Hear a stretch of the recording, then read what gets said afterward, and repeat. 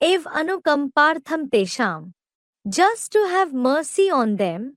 Aham Gyandipen Bhasvata. I, through the lamp of knowledge shining. Atma Bhavastha, stabilized in the nature of a star soul. Nashami Tama Agyanjam. Destroy the darkness of ignorance created through the ignorance. Ev anukampartham tesham. Aham Gyandipen Bhasvata. Atma Bhavastha. Nashami Tama Agyanjam. Interpretation. Just to have a long-lasting mercy on them in the world, I, the Father of souls, the light of Sadashiv, through the lamp of knowledge who has become Trinetri just like that shining pole star, who is always stabilized in the nature of considering himself a star-like soul in the Purushottam Sangamyug, I, Shiv myself destroy the darkness of ignorance in the confluence age Brahmans created in the copper and iron age through the ignorance of Maya Ravan. This is why it was said, Rite Jnananna Mukti, meaning liberation can't be attained without gaining knowledge. Footnote. The light of Sadashiv, the intellect of the intelligent ones himself brings corporeal Shankar, the world father in the path of knowledge constantly first of all. From the dualistic copper age, just because of the ignorance spread by the Vidharmis, the Indians have attained degradation in the path of bhakti full of blind faith in 2500 years. He brings out the world father, the father or the seed of the corporeal world alone from this degradation at first. Shiv बाप पुरुष है ना? The father Shiv is Purush, isn't he? क्या है? What is he? पुरुष. पुरु माने शरीर रूपी Puri. Purush. Puru means abode-like body. श माने शयन करने वाला. And Sha means the one who sleeps. शरीर रूपी पुरी में आनंद से शयन करने वाला. The one who sleeps happily in the abode-like body. कभी कोई उसे परेशानी नहीं, भले पतित शरीर में आता है, पतित दुनिया में आता है. He never feels any difficulty, though he comes in an impure body in the impure world. लेकिन उस शरीर में, उस दुनिया में उसको कोई परेशानी अनुभव नहीं होती. He doesn't experience any difficulty in that body, in that world. क्योंकि It is because उसे क्यों नहीं अनुभव होती? और मनुष्य आत्माएं, वो भी तो आत्माएं हैं. उनको इस दुनिया में, खासकर कलयुगी दुनिया में परेशानी क्यों अनुभव होती है? why doesn't he experience difficulty? The other human souls are also souls. Why do they experience difficulty in this world, especially in the Iron Age world? सदैव आत्मिक स्थिति में. सदैव आत्मिक स्थिति. Student, he is always in the soul conscious stage. Always, student, soul conscious stage. संगम युग में जो भी पार्ट बजाता है तो सदा आत्मिक स्थिति में रहता है.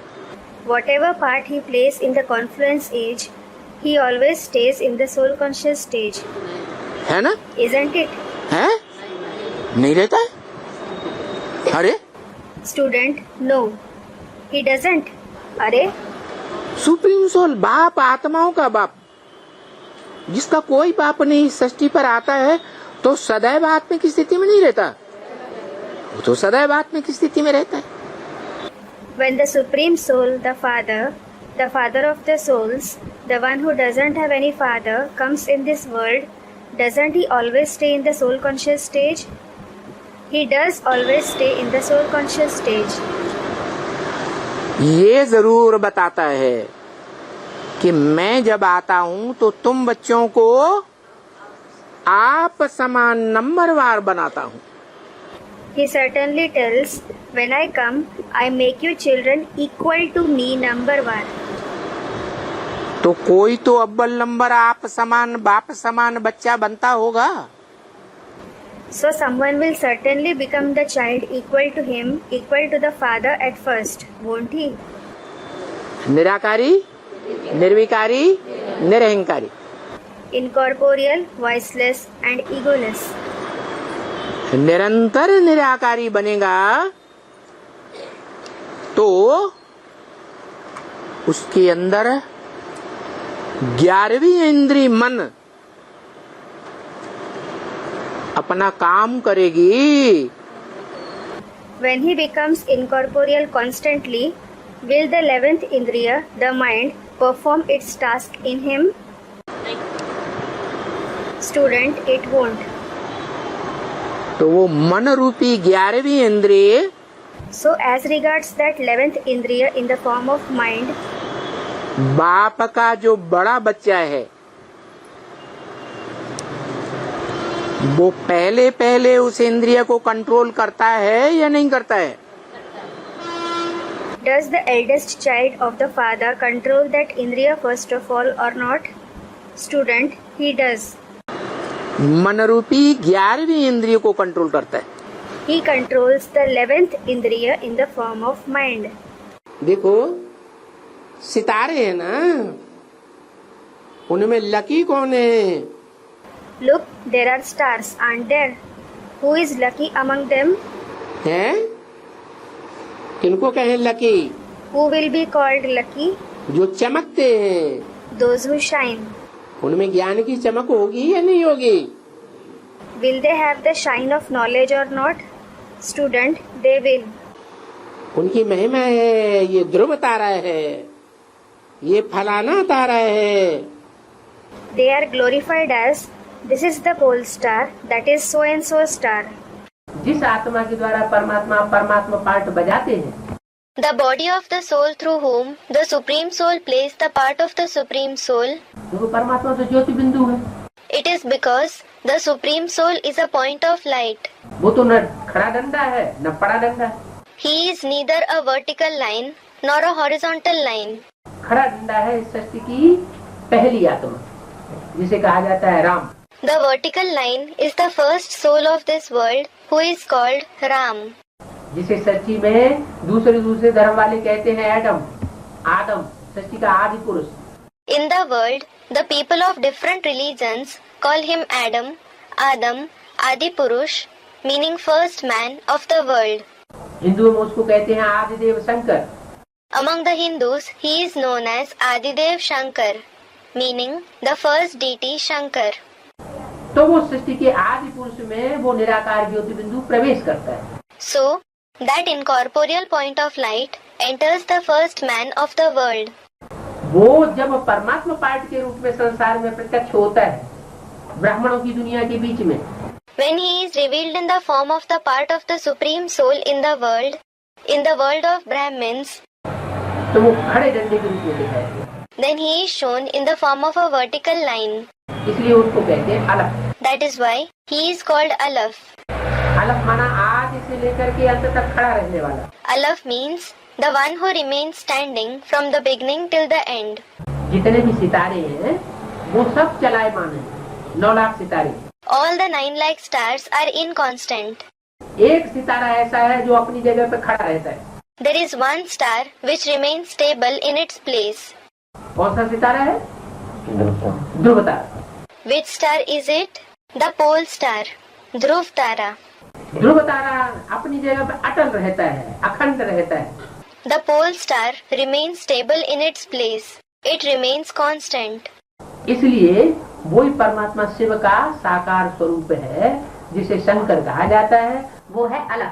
That is why he himself is the corporeal form of the Supreme Soul Shiv, who is called Shankar. He is Alaf. पहले दीपक कौन सा जलाया जाता है? Dharmaraj. Which lamp is lit first of all? Of Dharmaraj. माने 500 करोड़ मनुष्य आत्माएं हैं, सब अज्ञान निद्रा में सोई पड़ी है। It means all the 5 billion human souls are sleeping in the sleep of ignorance. उन सोई पड़ी हुई आत्माओं में सबसे पहले ज्ञान का दीपक किसका जलता है? Whose lamp of knowledge is lit first of all among those asleep souls? Dharmaraj का। Of Dharmaraj. वो धर्मराज कोई और दूसरा नहीं है। That Dharmaraj isn't any separate soul. जो रामकृष्ण की आत्माएं हैं वही धर्मराज के रूप में संसार में प्रत्यक्ष होती है, जो युद्ध में आदि से लेकर के अंत तक स्थिर रहती है।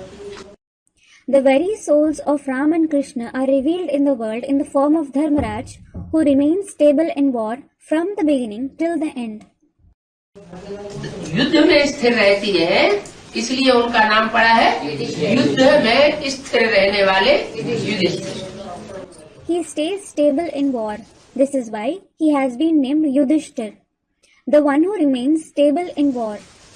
भगवान आकर के बाप प्रैक्टिस कराते। God the Father comes and makes them practice. बच्चे, तुम ये शरीर का पुतला नहीं हो, मिट्टी का पुतला।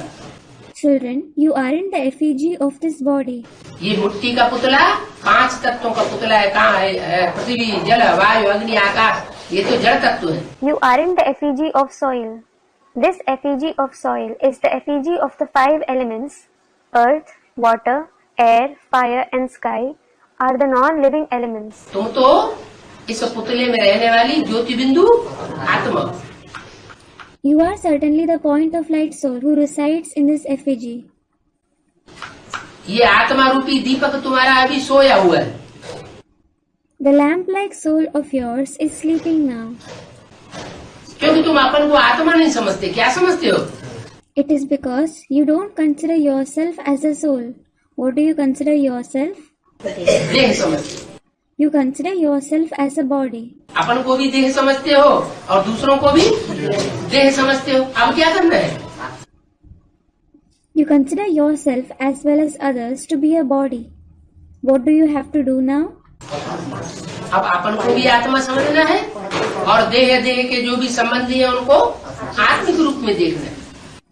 Now you have to consider yourself too as a soul and have to see your body and all the bodily relatives in the form of a soul. ये प्रैक्टिस जब पक्की पड़ जाएगी तो प्रैक्टिस करते करते तुम दूसरों को भी भ्रकुटी के मध्य में जगता हुआ दीपक के रूप में देखोगे, सितारे के रूप में देखोगे और अपने को भी देखोगे। When this practice becomes firm, you will also see others in the form of an awakened light, in the form of a star between the eyebrows, as well as see yourself like that. तो ये जब आत्मा रूपी दीपक जगते हैं तो उन दीपकों में कोई कोई दीपक है जो पहले जगते हैं। So, when the lamp-like souls are awakened, there are some lamps among them that awaken first. जैसे दिखाते हैं, For example, it is shown Shankar ji के सर के ऊपर 8 मणके रखे हुए हैं। that 8 beads are placed on Shankar Ji's head. वो 8 मणके हैं 8 आत्माओं की यात्रा। क्या वो 8 आत्माएं श्रेष्ठ आत्माएं हैं दुनिया की, जो पहले जगती है। Those 8 beads are the Yadgar of the 8 souls. What? Those 8 souls are the elevated souls of the world which wake up first. अपने देह भान को भूल जाती हैं They forgot their body consciousness. और अपने को क्या समझती हैं? And what do they consider themselves to be? मैं ज्योति बिंदु आत्मा हूँ, I am a point of light soul. चमकता हुआ सितारा हूँ। I am a shining star. ये आत्माएं संसार की सर्वश्रेष्ठ आत्माएं हैं। These souls are the most elevated souls of the world. 8 आत्माएं, 9 जिनको नवग्रह के रूप में जब जब कोई अनुष्ठान होता है तो भारत में उनकी पूजा होती है। The 8 to 9 souls are worshipped as the 9 planets in India whenever any rites are performed. कोई भी अनुष्ठान होगा When any rite is performed, तो उन नवग्रहों की जरूर पूजा होगी। those 9 planets will certainly be worshipped. वो श्रेष्ठ आत्माएं हैं। They are the elevated souls. उसके बाद After them, ये तो हुई पहली अवली, it is the first row. पहले दीपकों की अवली। It is the first row of lamps. फिर होती है 108 दीपकों की अवली। Then there is the row of the 108 lamps. 108 दीपक जगते हैं। The 108 lamps wake up. 108 दीपक सब धर्म की चुनी हुई श्रेष्ठ आत्माएं। The 108 lamps are the elevated souls selected from every religion. ये ज्ञान एक परमपिता परमात्मा शिव के अलावा और दुनिया में कोई भी नहीं दे सकता। No one else in the world except the one Supreme Father, Supreme Soul Shiv can give this knowledge. वो ज्ञान का दाता एक है और अज्ञान के दाता अनेक हैं। So there is just one giver of knowledge and there are many givers of ignorance. जो अनेक मनुष्य गुरु अज्ञान के दाता हैं, उनके आने के बाद हिस्ट्री में ये साबित होता है, जो 2500 वर्ष की हिस्ट्री प्रूफ सहित मिलती है,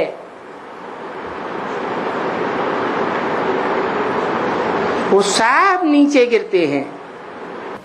After the arrival of the numerous human gurus who are the givers of ignorance, it is proved in the history of 2500 years, which is available along with the proofs, that all of them fall. विकारों में गोते खाते रहते हैं, They keep diving in vices. खुद भी नीचे गिरते हैं और उनके फॉलोअर्स भी नीचे गिरते हैं। They themselves fall as well as their followers fall. और नीचे गिरने का कारण क्या है? And what is the reason of falling? कारण एक ही है, There is just one reason. जो वेदों में भी बखान किया गया है, ऋते ज्ञानान्य मुक्ति। It is described in the Vedas too. Rite Jnananna Mukti. ज्ञान के बगैर मुक्ति नहीं होती है। It means liberation isn't attained without knowledge. दुखों से मुक्ति नहीं होती है, विकारों से मुक्ति नहीं होती है। Liberation from sorrow isn't attained. Liberation from vices isn't attained. इस बंधन की दुनिया से मुक्ति नहीं होती है, देह से मुक्ति नहीं होती है। Liberation from this world of bondage isn't attained. Liberation from the body isn't attained. ज्ञान से मुक्ति और अज्ञान से जन्म जन्मांतर का क्या होता है? बंधन होता है।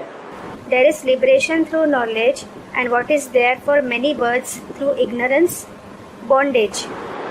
सब देह के बंधन में बंधे हुए। Everyone is bound in the bondage of the body. अगर कोई चाहते भी हैं कि हम सुइसाइड कर लें, देह के बंधन से मुक्त हो जावें, परंतु उन्हें पता नहीं है कि और ही जास्ती बंधन में बंध जाते हैं। If someone wishes, they do wish to commit suicide to be liberated from the bondage of the body, but they don't know that they are bound in bondage all the more. भूत प्रेत का चोला मिलता है। भूत प्रेत सूक्ष्म शरीरधारियों को कहा जाता है। They get the body of ghosts and spirits. The subtle bodied ones are called as ghosts and spirits. वो सूक्ष्म शरीरधारी आत्माएं जिनको शरीर नहीं मिलता कर्म करने के लिए, वो कर्मों के बंधन से तो छूटती हैं, लेकिन फिर लंबे समय तक भटकती रहती है। Those subtle bodied souls who don't get a body to perform actions, they are indeed liberated from the bondage of actions, but then they keep wandering for a long time. जो गीता में भी कहा है, भगवान बाप जब आते हैं तो पहले किसको ज्ञान देते हैं? सूर्य को ज्ञान देते हैं। It is said in the Gita too, when God the Father comes, whom does he give the knowledge first of all? He gives the knowledge to the sun. वो आत्मा ज्ञान सूर्य के मानिंद है। That soul is equal to the sun of knowledge. जो मम्मा बाबा को भी drill कराती थी। He used to make even Mamma and Baba perform the drill. ज्ञान चंद्रमा ब्रह्मा भी उससे ज्ञान की रोशनी लेता है। Brahma, the moon of knowledge, also takes the light of knowledge from him. नहीं तो ब्रह्मा को अपने साक्षात्कारों का ही पता नहीं चला। Otherwise, Brahma didn't come to know the meaning of his visions itself. अंत में आखिरीन भागीदार के पास जाना पड़ा। Lastly, he had to go to the partner. वो लौकिक दुनिया का भी भागीदार और अलौकिक दुनिया में भी भागीदार है। He is the partner in the Lokik world as well as the Alokik world. ज्ञान एक से आता है और भक्ति अलग चीज है। Knowledge comes from the one and bhakti is a different thing. कैसे अलग है? How is it different? भक्ति अनेकों से आती है, रावण से आती है भक्ति। Bhakti comes from many. Bhakti comes from Ravan. तो रावण के कितने सिर हुए? 10 सिर हुए। How many heads does Ravan have? He has 10 heads. तो 10 धर्म हैं जो अपनी अपनी अलग अलग बातें बताते हैं। So there are 10 religions who give their own different ideas. तो वो सारा भक्ति हो। So all that is bhakti. भक्ति को ज्ञान नहीं कहा जाता है। Bhakti isn't called knowledge. कभी इसके पीछे भागो, कभी उसके पीछे भागो, उसको भक्ति कहा जाता है। Sometimes run after this one and sometimes run after that one. This is called as bhakti. भागते रहते हैं। They keep running. देखो, इस ब्रह्मा ने 12 गुरु किए। Look, this Brahma made 12 sages his guru, मिला कुछ भी नहीं। but he didn't get anything. तो देखो, भक्ति अंधश्रद्धा की चीज है। So look, bhakti is blind faith. अंधे होकर भागते रहते हैं। They become blind and keep running. इसलिए ज्ञान को भक्ति नहीं कहा जाता, क्योंकि ज्ञान है जानकारी। This is why knowledge isn't called bhakti, because knowledge is information. जानकारी किसकी मुख्य है? अपनी और अपने बाप की। Information of mainly what? Ourself and our father. अपने को जान लिया मैं कौन हूँ, और अपने बाप को जान लिया। We came to know who am I and we came to know our father. मैं भी निराकार आत्मा ज्योति बिंदु, मेरा बाप भी निराकार आत्मा ज्योति बिंदु। I am an incorporeal soul, a point of light, and my father is also an incorporeal soul, a point of light. फिर बात पूरी हो गई क्या? Is it over then? है? नहीं हो गई। It isn't. क्योंकि निराकार कैसे पढ़ाएगा, ज्ञान कैसे देगा? It is because how will the incorporeal one teach? How will he give knowledge? देखो, सतयुग त्रेता में भक्ति नहीं होती। Look, there isn't bhakti in the golden and silver age. क्यों? Why? कि वहां तो हर देवात्मा को अपना अपना पक्का ज्ञान होता है कि मैं ज्योति बिंदु आत्मा हूँ, मैं शरीर नहीं हूँ। It is because there even deity soul has firm knowledge about himself. I am a point of light soul. I am not a body. इसलिए अपनी इच्छा से शरीर छोड़ देते हैं। This is why they leave the body voluntarily. और फिर द्वापर कलयुग में भक्ति आ जाती है, क्योंकि भूल जाते हैं कि मैं कौन हूँ। Then there is bhakti in the copper and iron age, because they forget who am I. अपन को देह समझते हैं। They consider themselves a body. तो जिनमें धर्म पिताओं में देह भान है, उनका वर्चस्व बढ़ जाता है। So the religious fathers who have body consciousness become dominant. तो कहते हैं ना, यथा राजा तथा प्रजा। So it is said, As is the king, so are the subjects, isn't it? तो ये भी दुनिया एक परिवार हो गई ना। So this world is also a family, isn't it? राजाएं अलग अलग, तो राज्य भी अलग अलग, तो भाषाएं भी अलग अलग, तो समझानी भी अलग अलग। The kings are different, so the kingships are also different. The languages are different, so the explanations are also different. तो फिर द्वैतवादी द्वैतवादी द्वापर कहा जाता है, क्यों? Then it is called as the dualistic copper age. Why? क्योंकि दो बातें शुरू हो जाती हैं। Because two things begin. क्योंकि हाफ समय में भक्ति है और हाफ समय में ज्ञान है। It is because there is bhakti for half the time and knowledge for half the time. क्या? What? देह का वर्चस्व, देह भान का वर्चस्व भी आधा कल्प रहता है। There is dominance of the body and body consciousness for half a kalpa. और आत्मा का, आत्म भाव का वर्चस्व भी आधा कल्प रहता है। And there is dominance of the soul and soul consciousness as well for half a kalpa. तो देखो आधा आधा हो गया। So look, it became half and half. गाया भी जाता है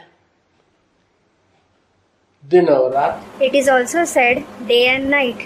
ज्ञान है दिन और भक्ति है रात। So knowledge is day and bhakti is night. भटकते रहो, भागते रहो, मिलता कुछ भी नहीं। Keep wandering, keep running, but they don't get anything. सब नंबरवार पुरुषार्थी। All are numberwar purusharthi.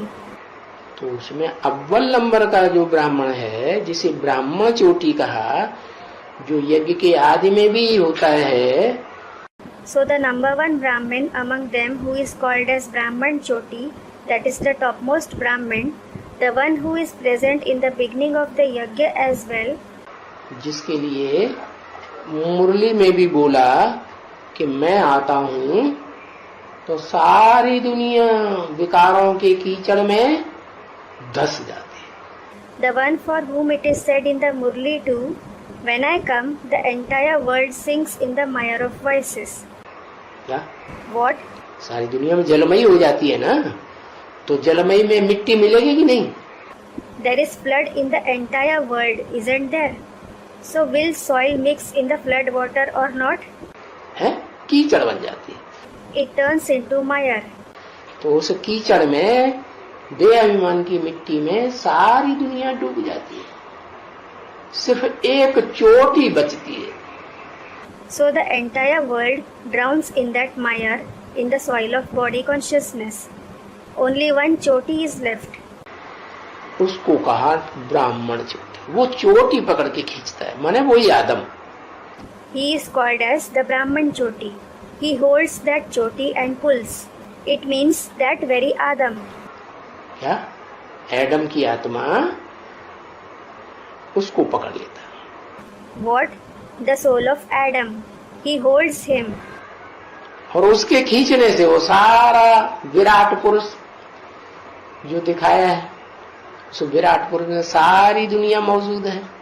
And after pulling him, the complete Virat Purush, that is the universal form, is pulled, for whom it is shown that the entire world is present in that Virat Purush. वो बीज है ना सारी सृष्टि का। He is the seed of the entire world, isn't he? तो वो हुआ पहले नंबर का धर्म स्थापक। So he is the first religious founder.